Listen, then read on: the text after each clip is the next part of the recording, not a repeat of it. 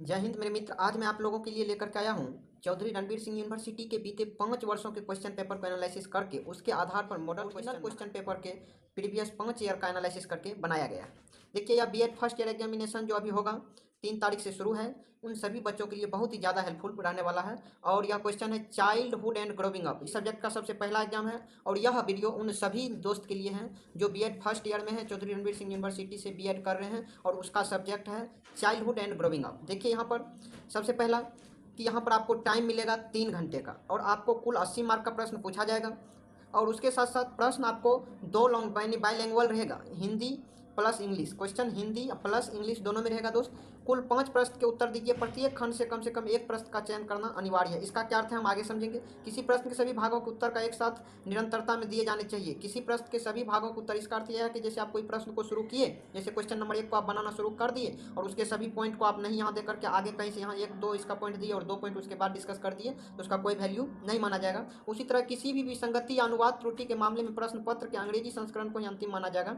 कुल मिलाकर के जो क्वेश्चन सेट होता है मेरे दोस्त, वह होता है अंग्रेजी में ही, इंग्लिश मीडियम में ही, और उस क्वेश्चन को पुनः ट्रांसलेट किया जाता है हिंदी में, इसीलिए प्रश्न पेपर पर ऐसा लिखा हुआ रहता है। देखिए, अब चलते हैं जो क्वेश्चन का मेरा मॉडल रहेगा वो किस तरह से रहेगा और कैसे कैसे क्वेश्चन पूछा जाएगा। तो सबसे पहले आपको जो सेक्शन ए रहेगा, उस सेक्शन ए में आपको 5 प्रश्न का उत्तर देना है। आपको कुल 8 क्वेश्चन मिलेगा, उसमें से आपको 5 क्वेश्चन का आंसर देना है और पूरा एक क्वेश्चन पे आपको अच्छा से बनाइएगा तो 2 मार्क मिलेगा। कुल मिलाकर के सेक्शन ए आपका 10 मार्क का रहने वाला है। और क्वेश्चन ए में देख सकते हैं इस तरह का क्वेश्चन आपको पूछा जा सकता है। हो सकता है कि इसमें से डायरेक्ट कोई क्वेश्चन आपके एग्जाम में आ जाए, या हो सकता है कि इस तरह के इसी आधार पर आपको क्वेश्चन पूछा जाए। जैसे ग्रोथ क्या है, वृद्धि क्या है, अभिवृद्धि क्या है, उसके बाद डेवलपमेंट क्या है, विकास को परिभाषित कीजिए। उसके बाद जेडपीडी का पूरा नाम लिखिए, जैसे जेडपीडी का जो फुल फॉर्म होता है वह लिखने के लिए बताया गया है। मेरे दोस्त, इस पूरे प्रश्न का आंसर आपको इसके जस्ट बाद वाले वीडियो में कितना शब्द में कैसे आंसर लिखना है, पूरा राइटिंग स्किल्स के ऊपर बात करते हुए मैं अगला वीडियो अभी लेकर के आऊँगा। उसमें पूरा डिटेल में मैं आपको यह बताऊँगा कि किस प्रश्न का उत्तर आपको किस तरीके से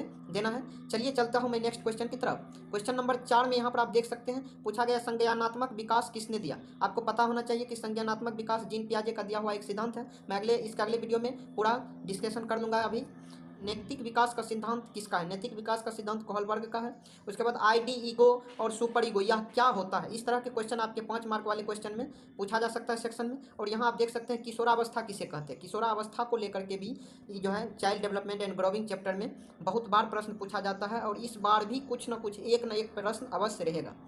नेक्स्ट है व्यक्तिगत भिन्नता क्या है। व्यक्तिगत भिन्नता क्या है, अगर आपको पता होगा तो आप आराम से लिख पाइएगा, या अगर आपको नहीं पता है तो जो प्रश्न का उत्तर आपको नहीं पता है उसके लिए भी क्या करेंगे, और जो प्रश्न का उत्तर आपको पता है तो उसको कैसे लिखेंगे कि पूरा मार्क मिलेगा, इसका डिस्कशन मैं अभी जस्ट इस वीडियो के बाद वाले वीडियो में कर दूंगा।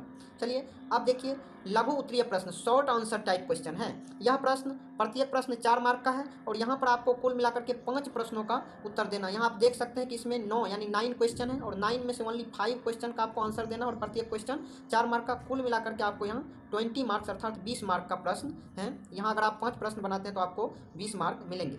अब यहाँ पर बनाने का क्या है शब्द सीमा, उसका ध्यान रखना पड़ेगा क्योंकि क्वेश्चन है 4 मार्क का। देखिए, ग्रोथ और डेवलपमेंट में क्या अंतर है, इसको लिखने के लिए बोला गया है। जैसे कि ऊपर अगर 2 मार्क में पूछा गया तो इसको अलग अलग पूछा गया था, इसी बात को अगर 4 मार्क में पूछा जाए तो एक ही बार में पूछ देगा। हाँ, मैं ऊपर वाले तर्ज पर ही इस क्वेश्चन को डिजाइन किया हूँ ताकि आपको बेहतर समझ में आए। उसके बाद है right the stage of Piaget's cognitive development, संज्ञानात्मक विकास के चरण को लिखिए। या कौन दिए थे? जीन पियाजे साहब संज्ञानात्मक विकास का सिद्धांत दिए थे। अगर आप पढ़े होंगे तो उसका जो 4 सिद्धांत होता है, 4 उसका उस सिद्धांत को लिखेंगे तो यहाँ पर हमको कुल 4 मार्क मिल जाएगा। उसका थोड़ा थोड़ा डिस्कस भी कर देंगे।